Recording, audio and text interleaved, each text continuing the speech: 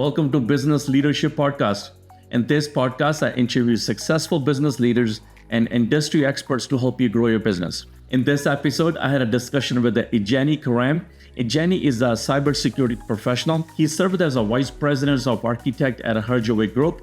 He is also a host of two podcasts, one around technical cybersecurity architect, and the second one inspiring business leaders around the cybersecurity.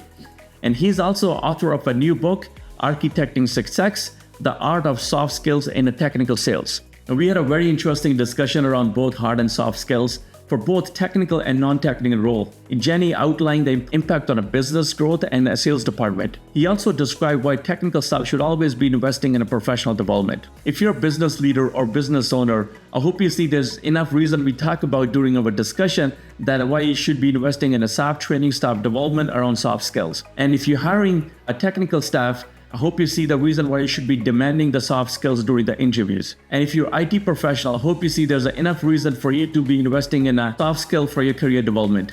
If you find a value in this discussion, don't forget to like, subscribe, and share this with your friends. Until next time, enjoy this discussion. Hey guys, welcome to Business Leadership Podcast. Today our guest is Evgeniy Kharam. I pronounced that right, Evgeniy, or is it?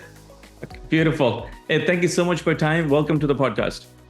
Thank you very much. Very, very happy to be here today and happy to talk about business. And I really hope we're going to help somebody today and maybe educate somebody today as well. Definitely. I think that the skill set, your recent book, Architecting Success is all about soft skills, and you got it. So this is an area where everybody can use help. Everybody can learn more. This is ongoing, the work in this area. So definitely, I'm looking forward to our discussion. Looking forward to learning from you. Thank you. And I hope we're going to learn something new today as well from you. Good. Let's talk about it. So if you talk about a little bit of your background, what have you been doing before you got to the book, and what inspired you to write this book? This is an interesting question because I'm a very technical person. My main work is cybersecurity. I've been in IT and cyberspace for the last 25 years. Started in the Navy, worked for one of the biggest cybersecurity companies called Checkpoint for several years. Moved to Canada, been in Canada for the last 18, 19 years. If any of the listeners watch Shark Tank or know Dragon Den and know who's Robert Herjavec, I worked for our company for 16 years. The company used to call Herjavec Group, now called Cybersecurity. And inside there, I had the opportunity to be an engineer deploying systems, to run several teams in delivery services, to later on becoming the VP of architecture, doing a lot of technical pre-sales, a lot of consulting as well. So a lot of technical work.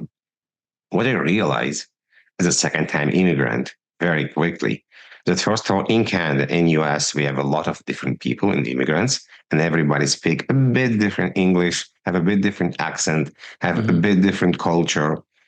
So if you want to output your ideas in the way that people will understand, in the way that they will agree with you, you need to forget about yourself. You need to forget about what you think. And you need to adapt to their level of communication. You need to adapt and create metaphors and ideas that are going to be resonating with them, not with you. So you becoming a delivery person, you now as a service to somebody else. It took time. But it also took time to understand that if I bring passion to my words, if I bring passion to my action, if I'm describing what I'm doing and how I'm doing and why we're doing this and why it's important, the package of all this become much better. People are visual, people are audio, people are kinesthetic. We're all different. So we need a combination of different options and ideas to deliver our message. And in many cases, we don't know how you learn. We don't know how you accept information. We may have time to do the research and learn it. So we trying different methods, watching your reaction, in some cases asking, can you please guide me what the better way to do it? All this concept, all these ideas are partially moved me to write the book. And the idea, unfortunately, of COVID that pushed us from the physical spaces to work remotely, to do majority of our meetings over Zooms, Teams, Google Meets, and many others. And we lost this human connection. People became much more distracted. They're always connected. They have a couple of other screens running at the same time. So there's a variety of stuff, if I can call them, that contributed to this problem. Mm-hmm. Definitely, this is the, especially in tech sales, there's such a shortage of this skill set. Because a lot of tech sales people have a technical background, as you did, and we are moving to a sales, area, and definitely there's a shortage of that. Where you think that shortage is because of that something, computer science degrees, and they're not teaching this skill set in schools, or how do people go about learning this skill set when they realize that they're short of this skill set? The computer science in general, assuming that there's zeros, there's ones, there's code, there's IP addresses, is very, very, in a way, predictable. Yes, we have bugs, we have issues there, but eventually it's very, very predictable. And we assume that if we do the same sequence of code, it will produce the same result. A human being are not the same. I can ask you how you're doing, and you tell me yes, and ask you how you're doing is another 3 times, and you're going to be pissed on me why you're asking the same questions every time. So now you're not going to be so well. Or you may be waking up in the morning and being late on your subway, or your car didn't start, and going to ruin your morning completely. We are very, very dynamic. We may have fights at home. We may have issues with our kids. It's the first week of school. One of my kids is sick. It's completely changed my schedule, what I can or cannot do. So this is not something you can just read and understand. The same idea if you're riding a bicycle. You don't just read about how to ride a bicycle. You have to ride the bicycle, and the terrain may change, the day may change, the bicycle may change. All this will teach you that it's all very, very, very different. Got it. So to learn this, you have to communicate. You have to try. You have to understand. You have to ask questions. You have to potentially, in some cases, conclude, summarize, ask, did I understand you correctly? Is this what you mean? Would it be okay if I summarize this conversation in my own language? So let's give an example. Yeah. If I ask you, what did you mean XYZ? It's one way to ask, because now I may push that you didn't explain it correctly. If I say, if it's going to be okay if I summarize in my own language and I say completely the same words, now it's about me, not about you. But we're doing the same. But it's a different way to say this. Or in the end of the communication or the meeting, I'll say, would it be okay if I send the meeting notes to make sure we have the correct next steps? Yeah. Again, all the same ideas, a bit differently communicated. Mm-hmm. Very interesting. So let's define soft skills. I've seen many different versions of it, but I want to definitely like to understand from your point of view. What do you consider soft skills? Is that just behavior? Is a mindset? Is attitude? What do you define soft skills eventually? So soft skills are human skills in a way. If you think about this, it's because we just mentioned all this interaction. I think one of the most important soft skills is curiosity. Is actually the drive to learn and adapt new things, and then we can explore the more traditional one. We have empathy. We have active listening. We have the ability to ask questions. Are we interrupting each other, not interrupting each other? How are we asking questions? Is it the open question, closed question? There's the use of language. There is the use of pronunciation. There is the use of potentially not verbal communication. How do I use my hands? How do I use my body? Because I may say yes, yes, or I may say yes and roll my eyes up. Probably going to show you right away, no, it wasn't yes, it was something else. So it's definitely a combination of many different things. This could be your appearance. It's also going to be a soft skill in a way, if you think about this, because if I'm come to your meeting and the expectation that everybody have dress clothes and everybody in a suit and I come in shorts, it's not going to be the same. Or vice versa. If you, it was a funny story. I started a conference with a couple of friends called Ski and Snowboard Cybersecurity Conference. And the entire idea was to level set that everybody will come with the ski clothes. There's going to be no difference how you dressed. We had one individual that came in a 3-piece suit. I was like, okay, this was in a way funny and also respectable because everybody like it was good, but it's also like, hey, why? Like what was the idea here? So you dress to success, but you dress for the appearance and where are you going. In a way, again, we're trying to find the level everyone and how they communicate and what they do. So this is going to be some of the soft skills. There is definitely many other soft skills that we can include under this umbrella. Got it. How do company define, a soft skill for salespeople? It's solely different skill set. Soft skill for leader, CEO, or president of the company is different skill set. How do you, do you think those are different skill set, or is it the same skills regardless what role you play in a company or organization? I think the skills are similar. How do you use them is differently. If you're an engineer, you may need to have active listening, but probably active listening and empathy more important to your leader. But you may need the same skills if you're in a meeting with other people and you don't want to interrupt them. So it's really depend. You're still using active skill, you're still using empathy, but you're using them differently. When you're talking to your manager, you want them to understand you. When the manager talks to you, then you kind of deliver it and you understand you. If you work with your team and everybody's shouting and everybody wants to have their opinion, then it's same idea of the skills, but you're using them differently. Can you actually understand what are we doing? Are we trying to say who is the most smartest person in the room, or are we trying to achieve something as a team to make sure our business, our company, our project is moving forward? So somebody, need to stop, reflect, think, connect to understand what's happening there. Skills are very, very similar.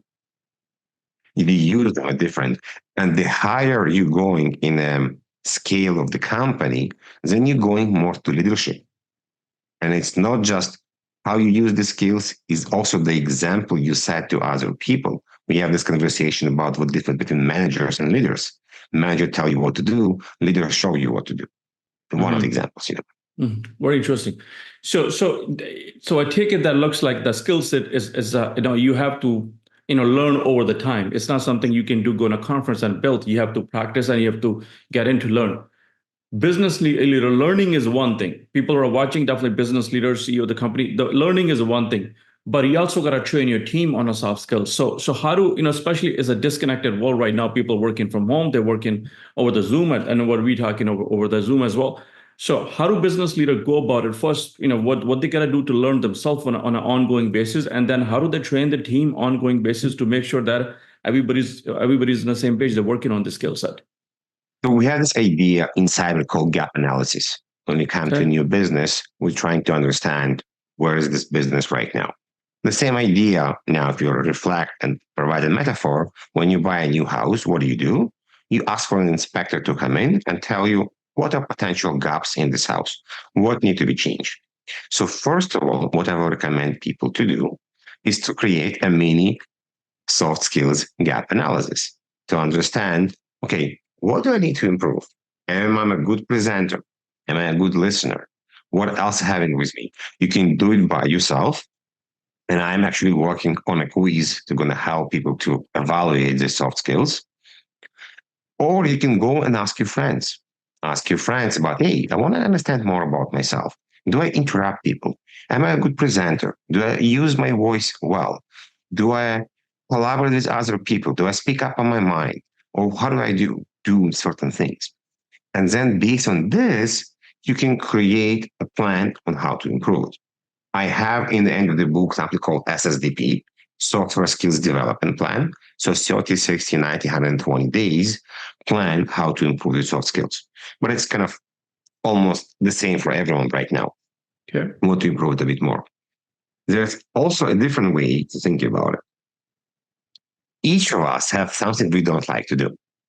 And it's probably the part you need to work on this. This could be writing, this could be presenting, this could be summarizing, this could be reflecting, this could be starting talking to strangers.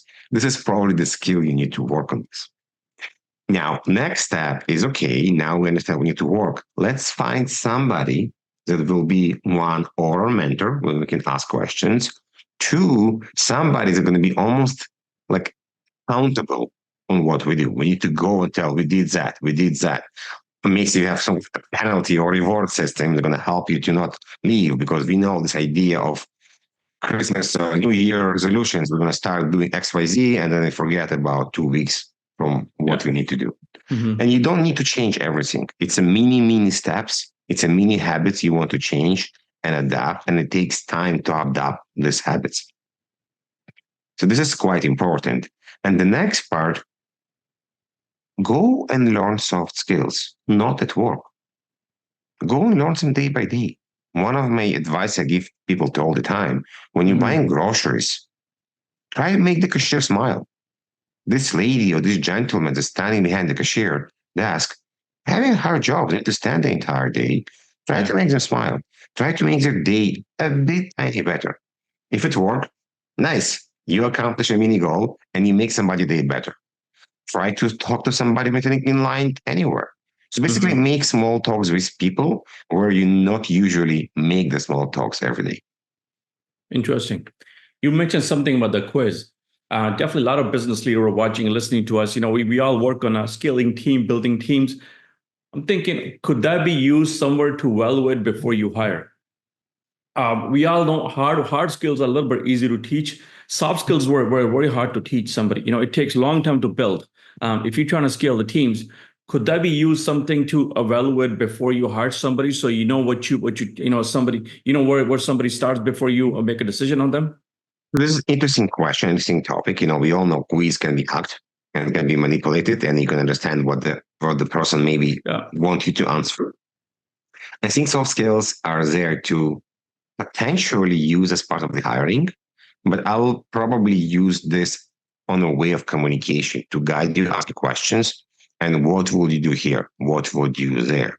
Or maybe even do a live quiz, like, hey, here's the answer, here's the topic, explain to me this part. Because one part is to answer the question, and the second part to actually explain why. We have all these people that have a lot of certificates, so they're very good in exams, but they're not really good in actually doing the work itself. So it's not always connected to one to another. But yes, we want to understand team, and we ask people in teamwork when we're hiring people. You want to understand how they're going to solve problems. Are they going to solve problems by themselves, or is it going to be vulnerable enough? Part of soft skills as well, to go and ask for help. Now, an interesting part. If I'm asking for help once, twice, 3 times, is it good or bad? I'm showing my vulnerability. I'm not doing anything about it. Because the way I see it, I'm asking for something. I need help. Then it's my responsibility as a human being to go and learn it and make sure the next time I'm asking for help, it's a level up, because I didn't learn this yet. I wasn't lazy enough to go and spend time to learn it after somebody explained to me. When I used to run people, and when I used to manage people and lead people, I always told the guys or the girls, ask me any questions before you go to a customer. I don't want you to go to a customer and then ask the questions in front of the customer. We need to show a facade. We need to show the customer that they paid us a lot of money because they can trust us. Very interesting. Yeah, that we use that soft skills. Many years ago we used to interview people on a phone, and one thing we did a few years ago is we simply said, listen, we want people to record a video, and we're going to interview also on a Zoom or on a Teams before we hire somebody.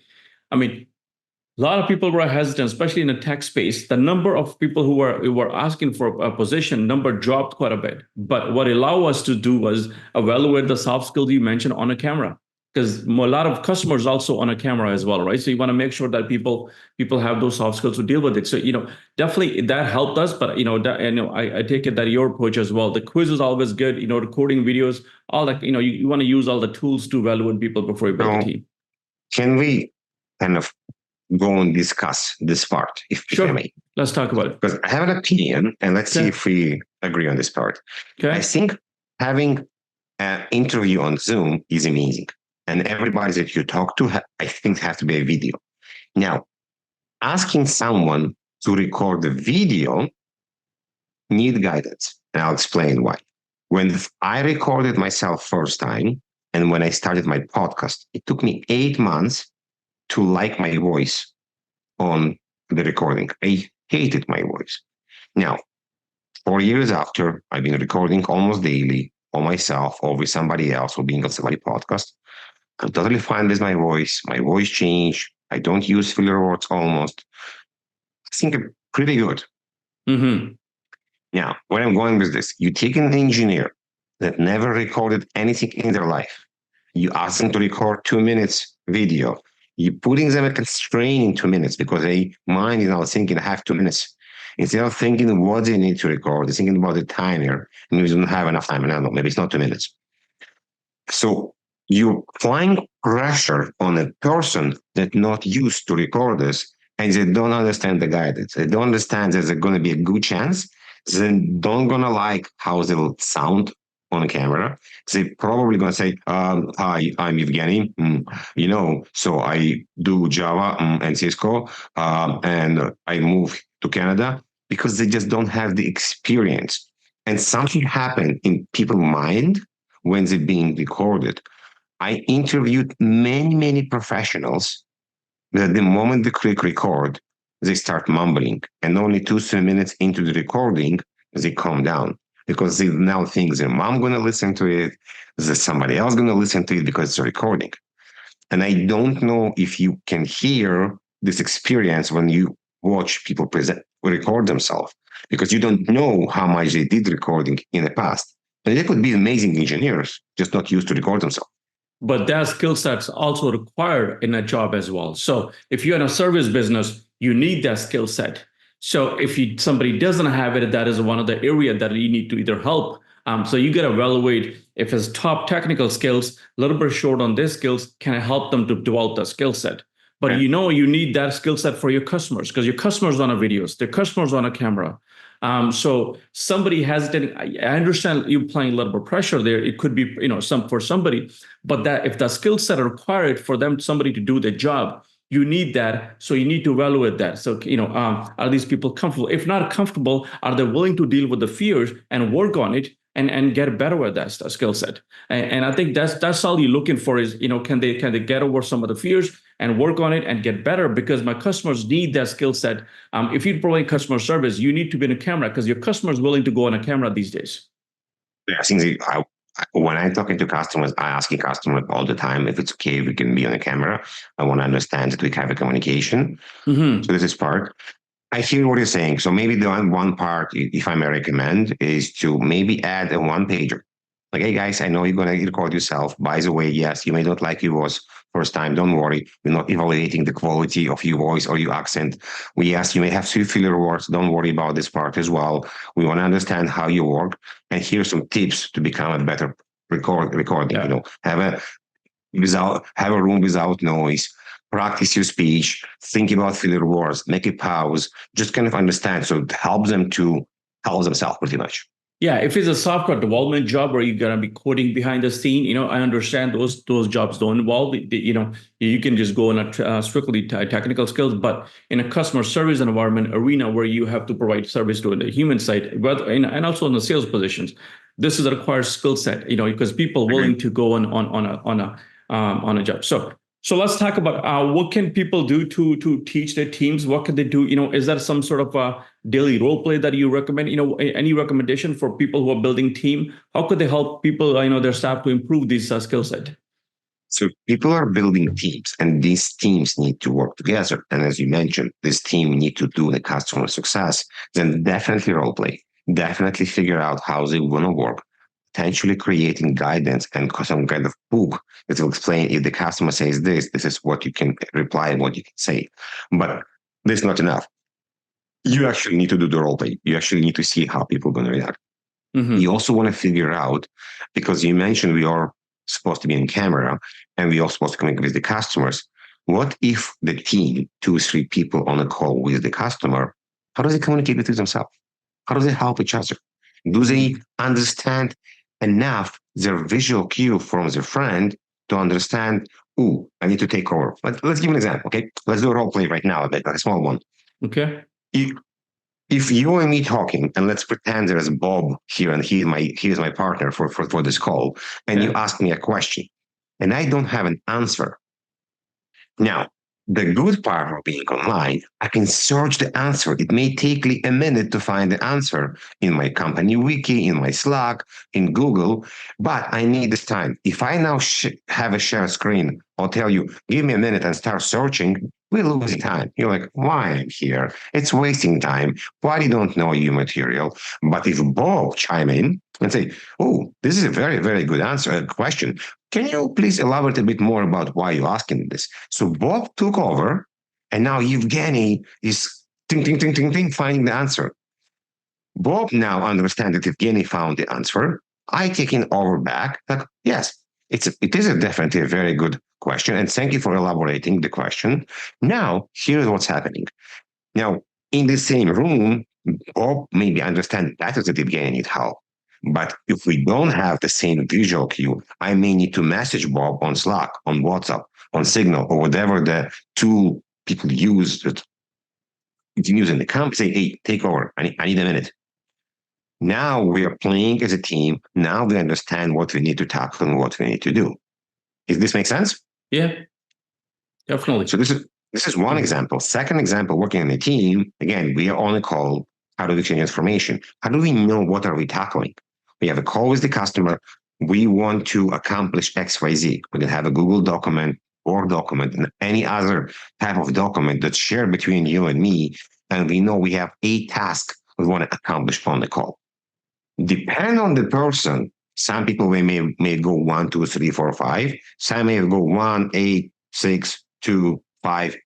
Doesn't really matter how you work this, but the goal in the end is to be able to go over all the tasks with the customer to make sure we accomplish what we want to accomplish. That also bring another point why we on this call. As a team, before we jump on a call, let's agree what is the best outcome of this call. If it's a sales call, if it's a troubleshooting call, if it's a project call. So all this is communication and understanding about the bigger mission. Very interesting. So what we're simply saying, you got to be sync in a team so we can all help each other as a team to move forward. Let's build on top of this. We had a call. The call wasn't good. We jump off the call. You ask, hey, guys, how was the call? Call was terrible. In like WTF, well, I've had a terrible call. And now, are we trying to blame Bob? Yeah. What are we doing here? Are we trying to understand why the call failed, what we did wrong, build on top, and have the next call better? Yes, there is always a way to explain to people what they're doing wrong. In some cases, it's needed. In some cases, it's not. It's dependent on situation. But there is definitely a way to do post-review of a call to understand what to improve and how to make stuff better. Got it. Does this becomes more challenging when you're trying to explain a very complex subject like a cybersecurity or something more complex? With your background, I gotta ask you about the cybersecurity. So yeah. If you're simply talking about a result and a product, very easy to explain. But disciplines like a cybersecurity is one of those. There's so many items involved in that. When you're trying to explain that kind of complex subject, does that create a challenge for communication standpoint, soft skills? Definitely. Standpoint? And it's not just cybersecurity. This could be now the era of AI. We have very complicated object as well. It could be sort of machine learning. It could be databases like machine learning AI, maybe there's a similarity between them. There's many in IT subjects that are very complicated that we need to explain. And there's two things that are important here. One is, first, how do we ask questions if we need information to explain this? Open-ended questions, closed-ended question. And then the metaphor we build. As an example, if we're talking about cybersecurity and I want to talk about the office, I can say, let's talk about the house. So house has windows, house has doors, has a roof. And if you think the house is the office, there's multiple ways to get to your house. And we can build multiple defenses. So for example, is the camera, it's a defense? Yes. But the camera itself cannot really protect you. But if the camera sees there is a problem, it can call the police and then the police will come and protect you. Defense, it's actually protection. It's an active protection, not going to let you get in. Alarm, it's a protection as well. It's reactive that will create as well. So each of these points in the house, it's a different tool set in the cybersecurity domain that will help you to protect your office. And we can connect them between together to create a portfolio of tools to protect your house. This way, I hope, like, okay, I understand. Like, oh, but wait a second, I have a basement, I have a pool, and I have several different windows to protect as well. Or maybe I can have a skyline to connect there as well. Oh, by the way, everything is great, but my kid has a key from my house. So basically, I can tap and get in and go disable everything. So if the bad guy will take the key from the kid, now everything is They're gonna get done. in. Yeah, yeah. But if now we explain the metaphors in the way somebody will understand, for example, in some cases it could be more complicated because if I tell you and you don't live in a house, you're like, oh, but I live in a condo, but everything applicable, or you don't have a kid. So this metaphor will not work. So we need to find the metaphors that will be applicable to you. Somebody a long time ago asked me, what's a firewall? And I was trying, okay, let's think about a pub or club. And there is a big security person standing in front of the club with the list and say, hey, John, you can get in. Or Nicole, you cannot get in. Why? They have a list of who can or cannot get in. Mm-hmm. And VIP people come in, like, oh, wait, you line, stand up, VIP people coming in. So security person is basically a firewall that decides who can get in, who can get out, and when. And when important traffic comes in, like a communication over voice, they will come first because it's more important and we want to have priority for this. It helped a lot to understand on a basic scale what firewall does in a company. Or for example, how logging system working in a company. Same idea. Let's take a condo and a security guard or concierge that understand every room and every house, who's where, and can able collect the information and understand what potentially a problem. Because if many people comes in to a condo and then suddenly police comes in, you can make an educated guess that if everybody came to a party to room 708, probably they're going over there today. Yeah. Very interesting. Yeah, it's always good to have a metaphors. Metaphors always help to take down this complex subject and explain very simple form. But I think if you can take that metaphor one step ahead and use if you talk a trucking and logistic company and use their company as a metaphor, is very easy for them to understand. That's my experience been, right? Yes, So agree. there's a lot of metaphors, but yeah, if you talking to a customer or a client who's in some sort of trucking industry, for example, you use their industry and use that as a metaphor. I think it's very easy for them to understand because that's what they live and breathe on a daily basis instead of just a general. But it's good way of. I'm always a big fan of metaphors. It's all good way of explaining things to the people. Very interesting. So let's talk about cybersecurity. Before we go, your expertise in that, I want to pick your brain. Where you see some of the challenges where we are right now. We recently saw CrowdStrike. That the customers go. I see a lot of lawsuits coming out of that. Where you see some of that challenges are with the cybersecurity, and where you see some of the opportunities. The challenges is definitely because the war moving very fast, the bad guys moving very fast. We have many different defenses and vendors and a lot of noise about everybody will the best things after sliced bread and will protect you. So as a customer, it's much harder to set your priorities to understand what do I actually need for my business? What would be the best way to spend the money? Because we don't have the unlimited budget. I cannot buy every tool in the world. I need to pick and choose what will be the 80-20 rule or whatever, the part that will provide me the most satisfaction and help into my company. That's why we create the risk registers. That's why we create to understand and doing gap analysis to understand which tools we need and what's going to be impacting our as a company. That's why I'm a big believer of doing workshops to understand people kind of what exactly is the crown jewels, what will impact their work, and based on this, create the defenses and create the cybersecurity program they need. And at the same time, the bad guys using AI, the bad guys are moving very fast. They can do many different things. So while we're building the defenses and the protection, we still need to unfortunately assume what we call assume breach. So we need to have backups, need to understand how we do recovery. Do we have cyber insurance? Do we have the people that can potentially come in and do incident response? There's definitely many, many different, you know, Hmm. left and right outlines there. Very interesting. Any thoughts on what happened with the CrowdStrike? Yeah, we kind of know. They explain what happened and why it happened. It's a big miss, like a very, very, very big miss that caused quite a lot of pain to many people. And I'm definitely sure many companies right now are going to ask questions. We have this relatively new, not so new, but still relatively new third party assessments. It wasn't very popular 15 years ago, but for the last 10, 8 years ago, it became more and more important. They will not just ask about the features and how the tool is working, we also ask about the security and the procedures of the company inside. Yeah. And you allowing third party vendor to update your system live all the time. I mean, that's, what happened to your testing and before you push out all the updates to all the PCs, right? So I Yes. think there's many different areas needs to be looked into. Good. So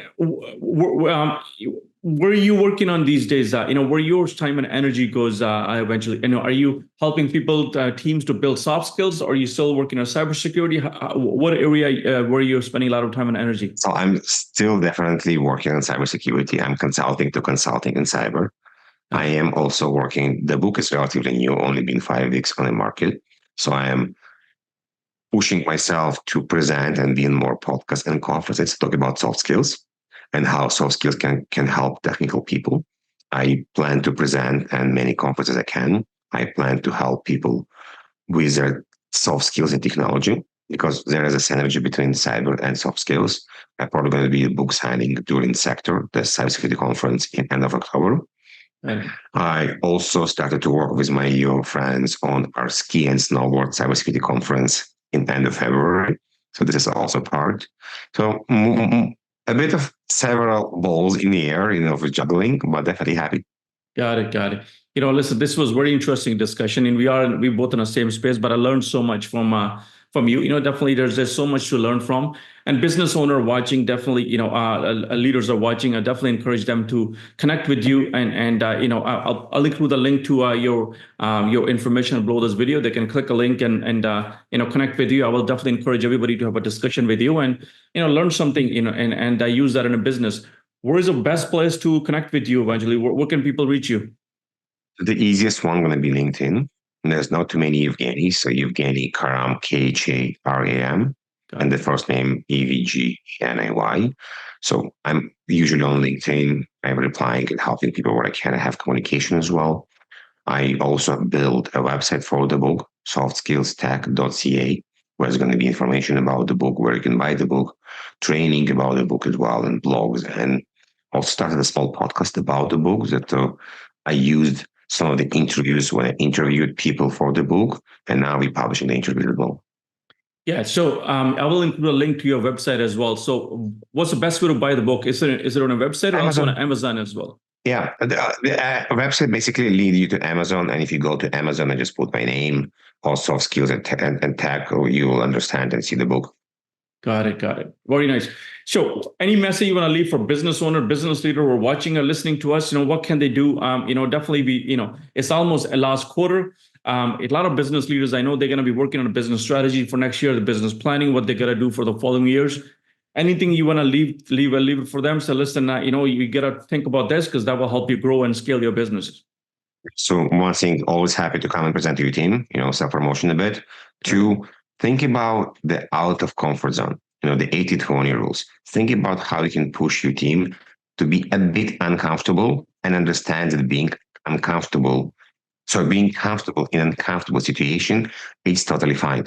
Don't push them all the way, push them a bit, help them understand them, bring and do lunch and learn to help people to learn how they can understand themselves better and how they can express themselves better as well. And I hope by them growing and become a better human being, they're going to help the business as well. Very interesting. Yeah, business leaders always, we always look for some sort of edge. What can we do for next year?